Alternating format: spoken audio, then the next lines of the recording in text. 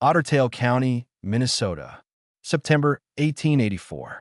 While every homesteader on the prairie was building bigger fireplaces and stacking more cordwood, Ivan Vilov was doing something that made his neighbors ride over just to argue with him.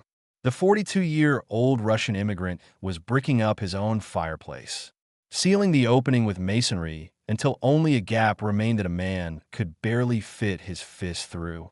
"He's lost his mind," one farmer said.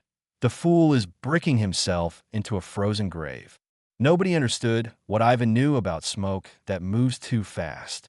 And if you want to find out what happened when January hit 35 degrees and his neighbors discovered why he was smiling, subscribe to this channel and tell me in the comments where you're watching from.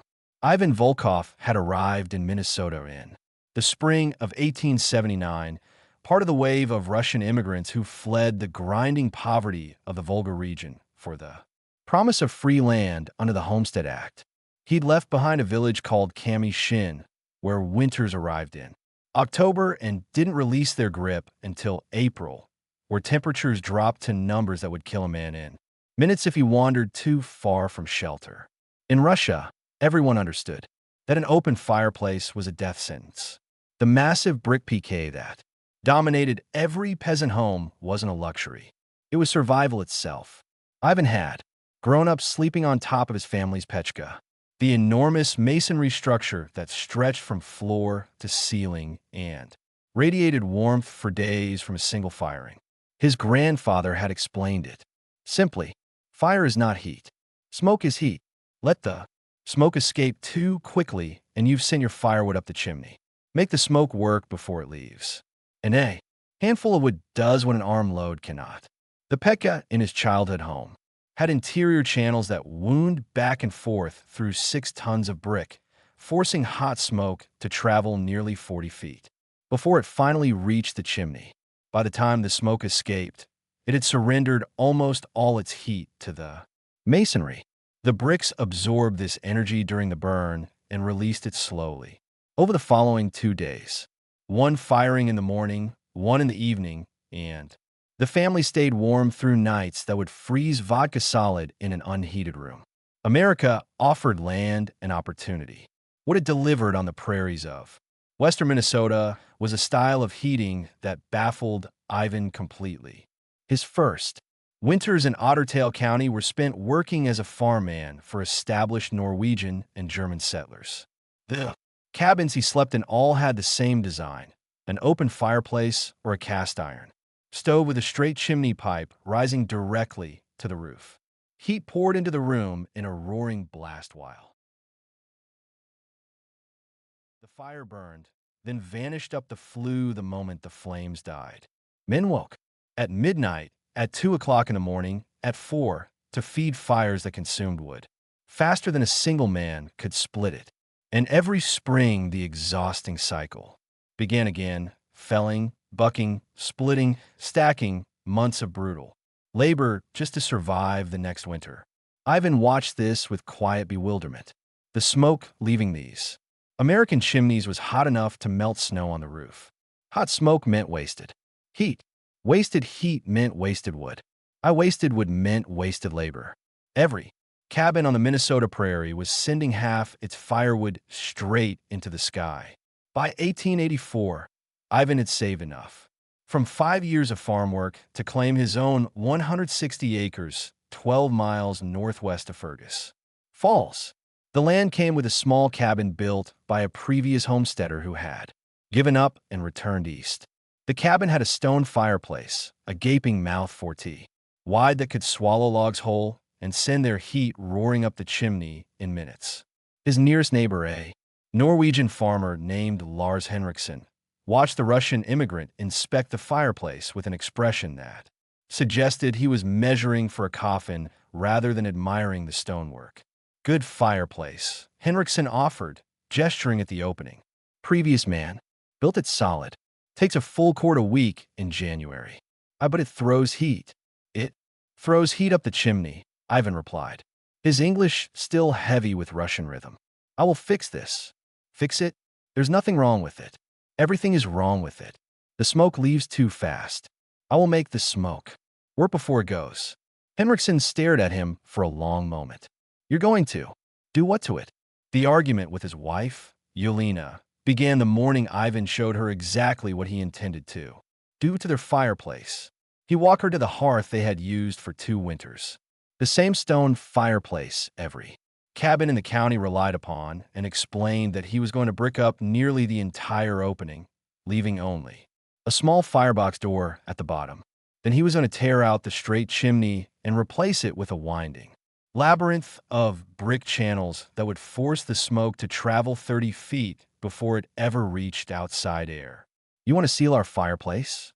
Elena said, staring at the opening that had kept them alive through 2 Minnesota winters. You want to brick up the only thing standing between our children and death. The fireplace is killing us slowly. We burn 4 cords every winter and still wait to frost on the floor. The heat goes up the chimney. 90 of every 100 units of warmth we create gone into the sky. I'm not sealing the fireplace. I am making it work. And if you are wrong, if your bricks crack or your channels clog, we freeze. The children freeze. Everything we have built here ends in one cold night. I am not wrong. I watched my grandfather heat a house 3 times this size with a stove you could feed once in the morning and once at night. The smoke traveled through the masonry for 20 feet before it escaped. The bricks held the heat for days. This is not invention, Yelena.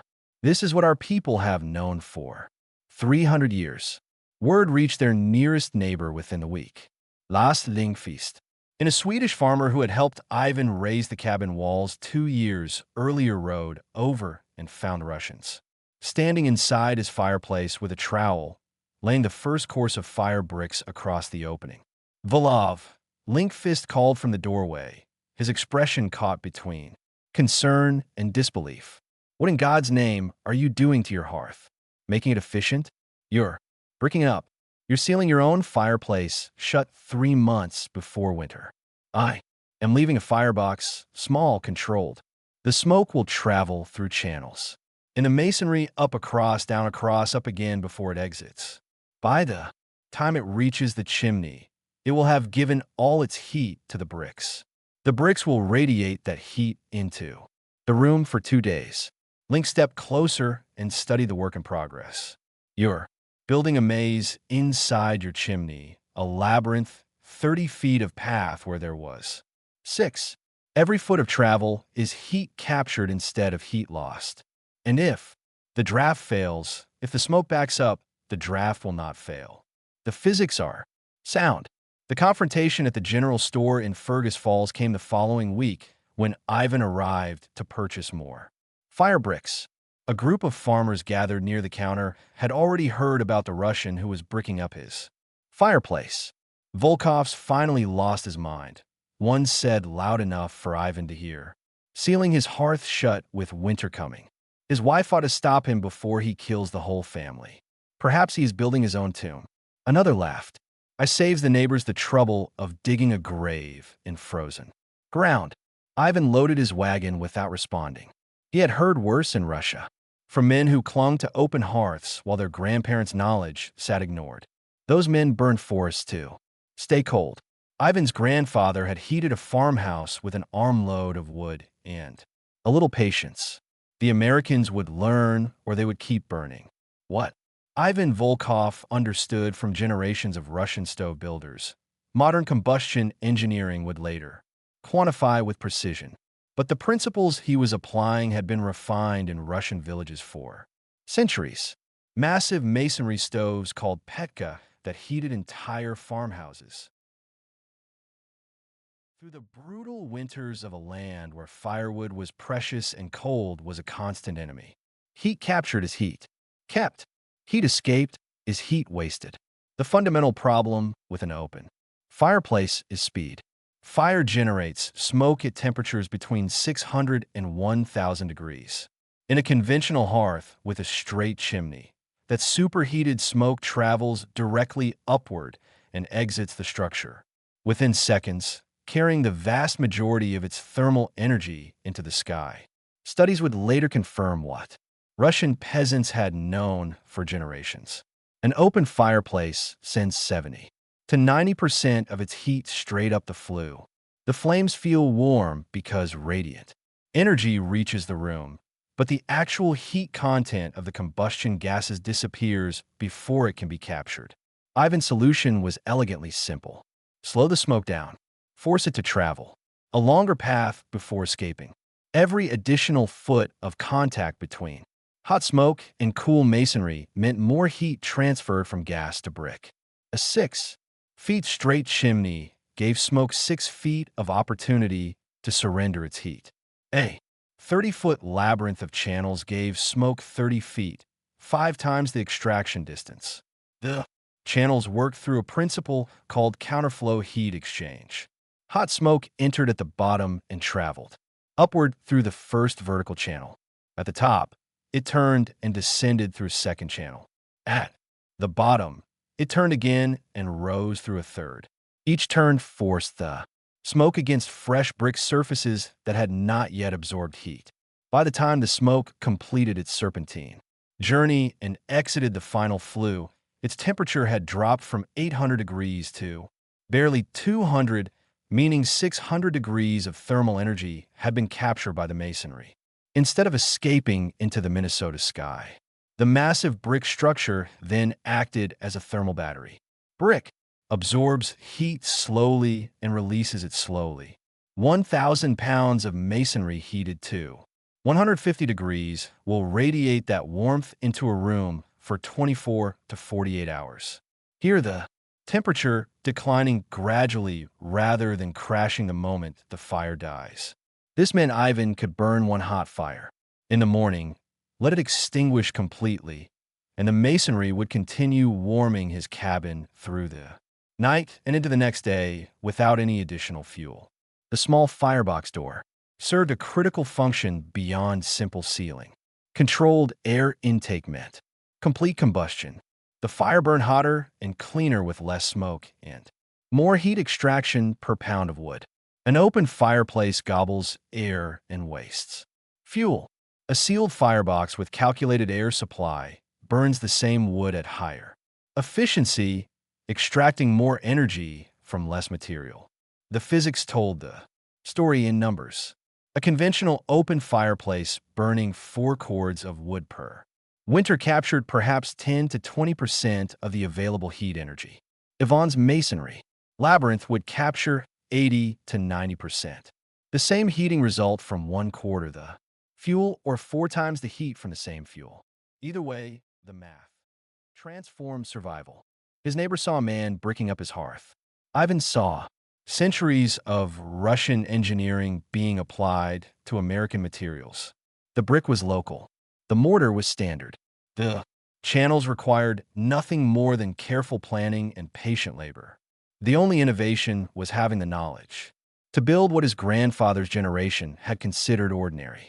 A stove that captured heat instead of throwing it away. That turned smoke into warmth instead of letting it escape.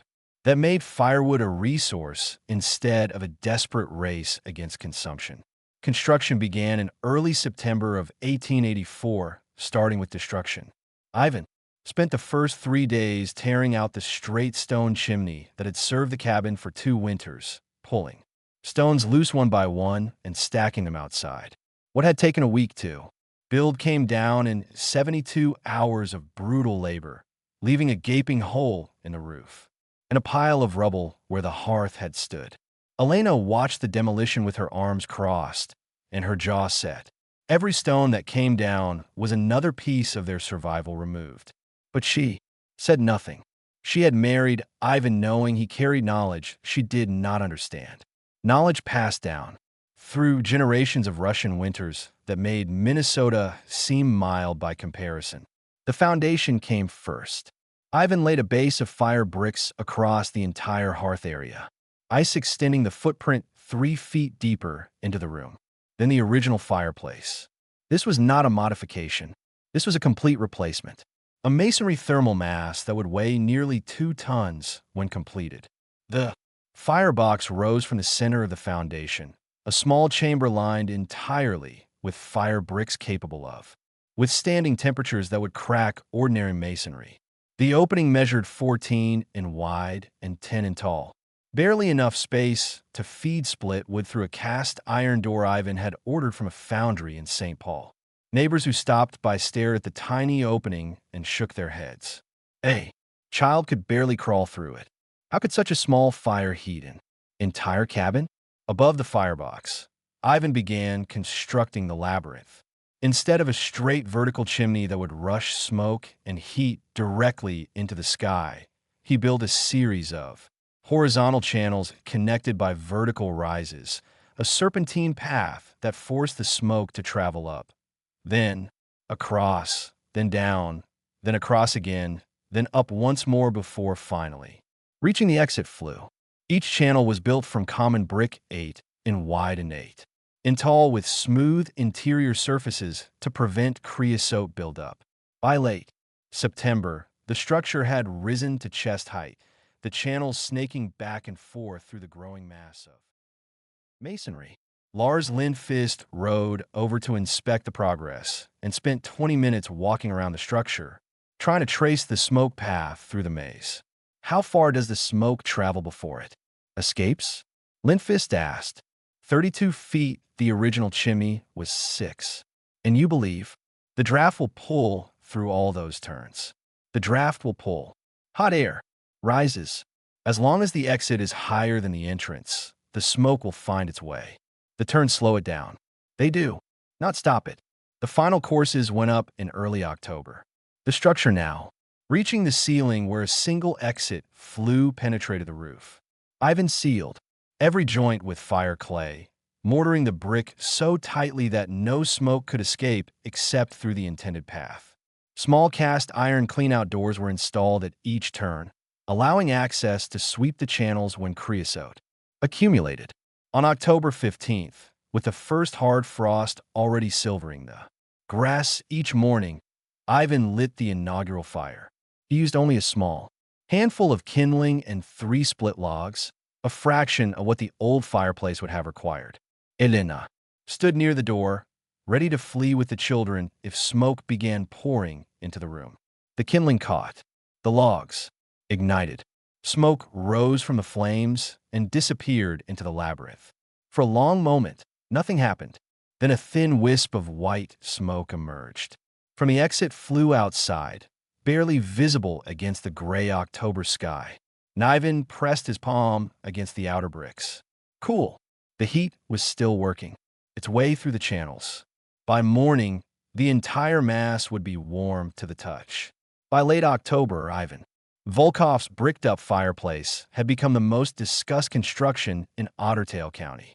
Farmers made detours past the Volkov homestead just to see the squat masonry structure that had replaced the traditional hearth, its tiny firebox door, and complete absence of a proper fireplace opening, confirming what everyone already believed.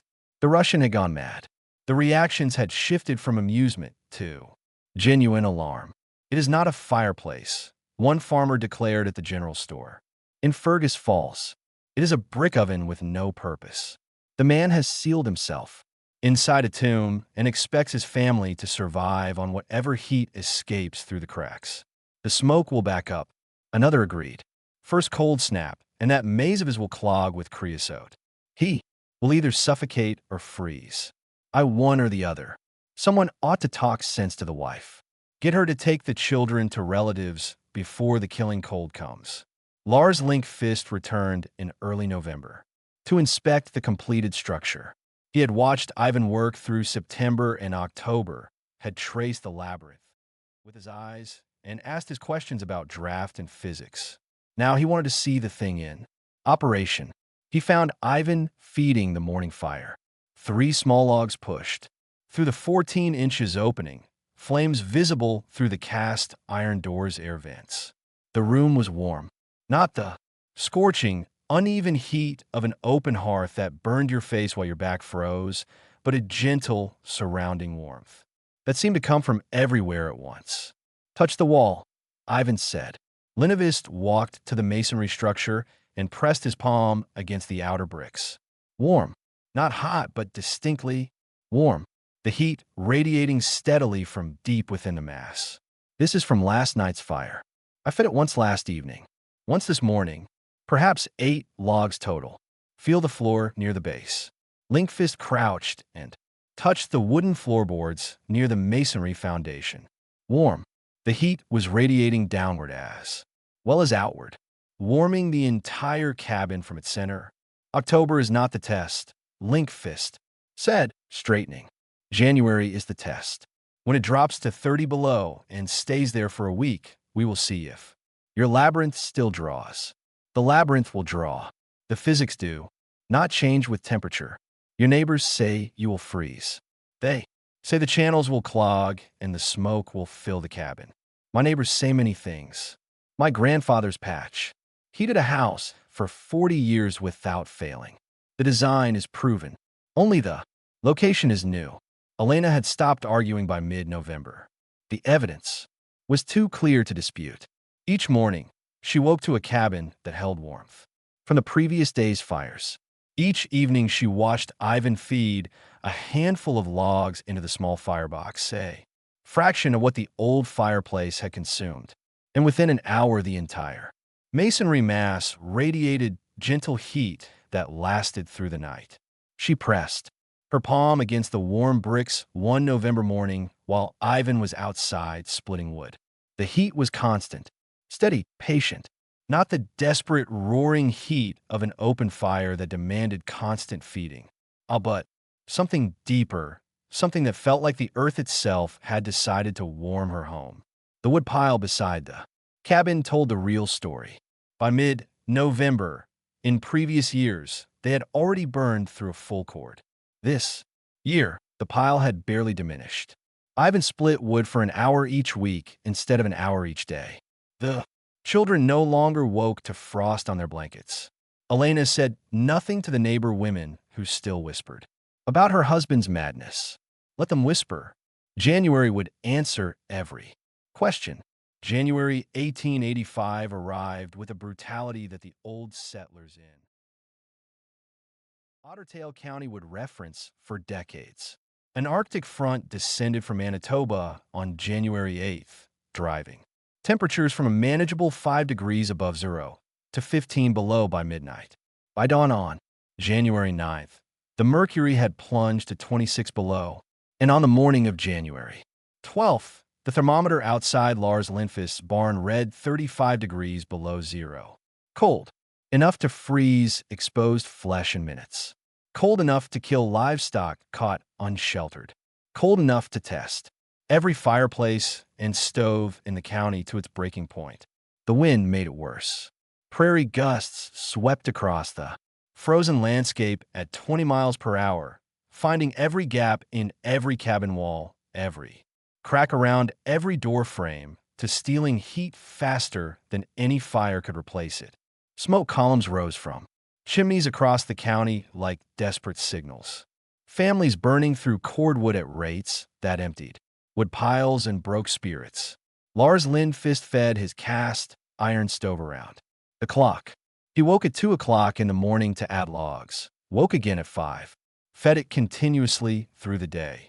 The stove glowed cherry red, too hot to approach within 3 feet, yet frost crept across the floor 8 feet away. His children slept in their coats. His wife piled every blanket they owned onto the beds and still shivered through the nights. By January 14th, he had burned through half the cordwood he had stacked for the entire winter. The Hendrickson family 3. Me-South lost their chimney on the 3rd night. The mortar cracked from the temperature differential between the roaring fire inside and the killing cold outside, opening gaps that leaked smoke into the cabin.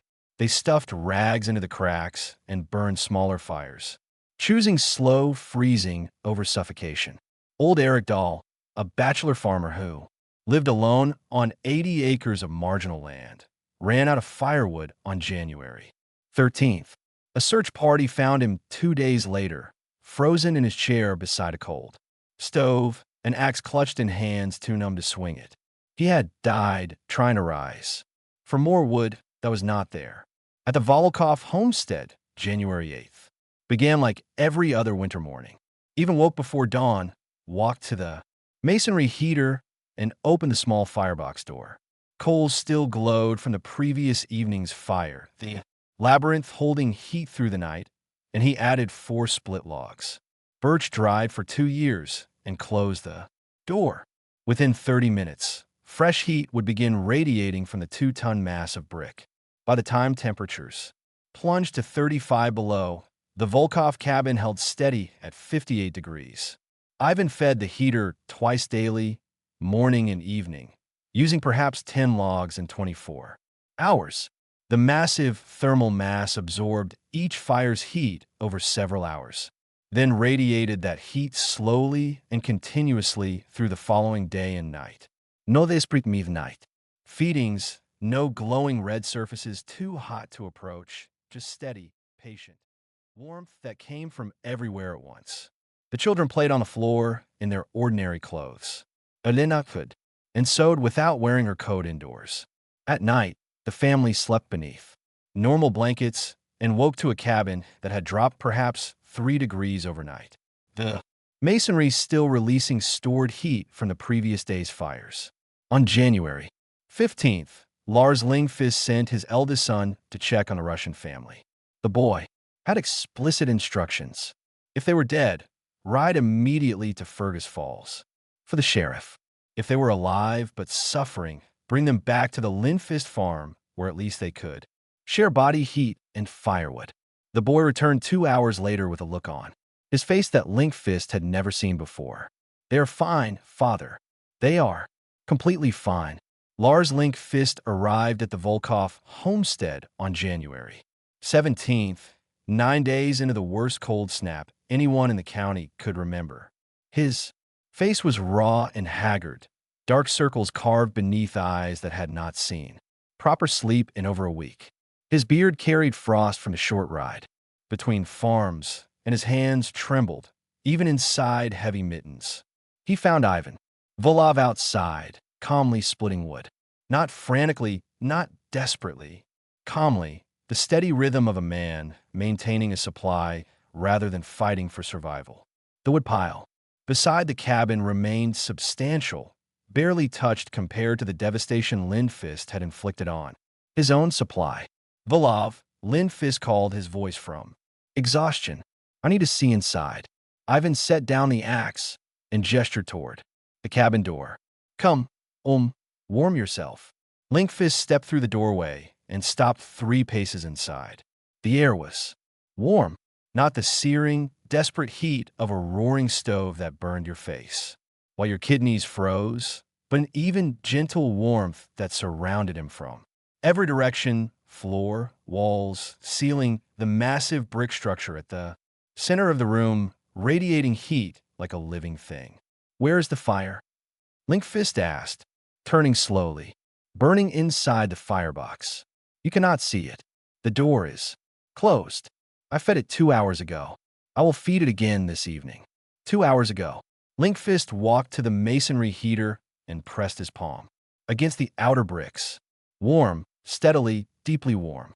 The heat coming, not from the surface, but from somewhere far inside the mass. This heat is from 2 hours ago. This heat is from yesterday. And the day before and the day before that. The bricks remember they hold what the fire gives them and release it slowly. Touch the other side. Linky circled the structure and pressed his palm against the opposite face. The same warmth. He touched the bricks near the ceiling. Warm. He crouched and touched the base. Warm. Every surface of the 2-ton mass radiated the same gentle, constant heat. "What temperature does your cabin hold?" Ivan pointed to a thermometer hanging on the wall near the bedroom doorway. "See for yourself." Lindfist walked to the thermometer and leaned close.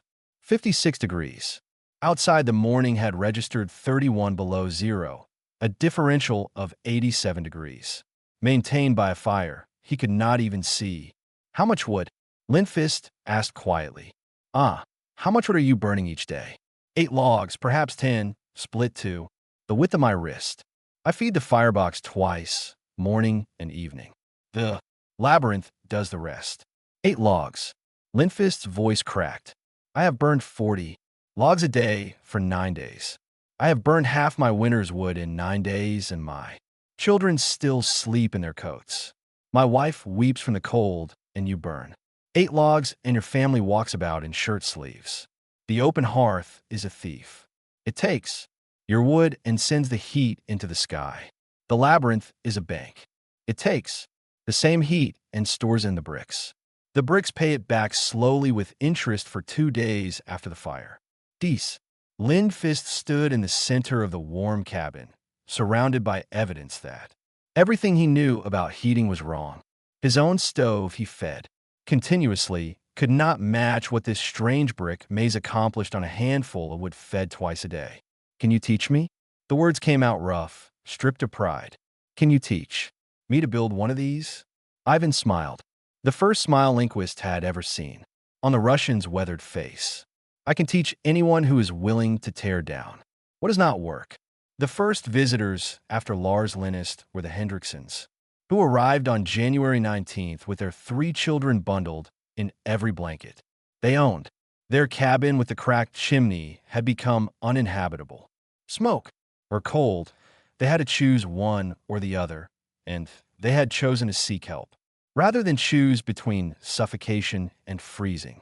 Stay as long as you need, Yulina said, guiding the exhausted family inside. There is room. The warmth is enough for all of us.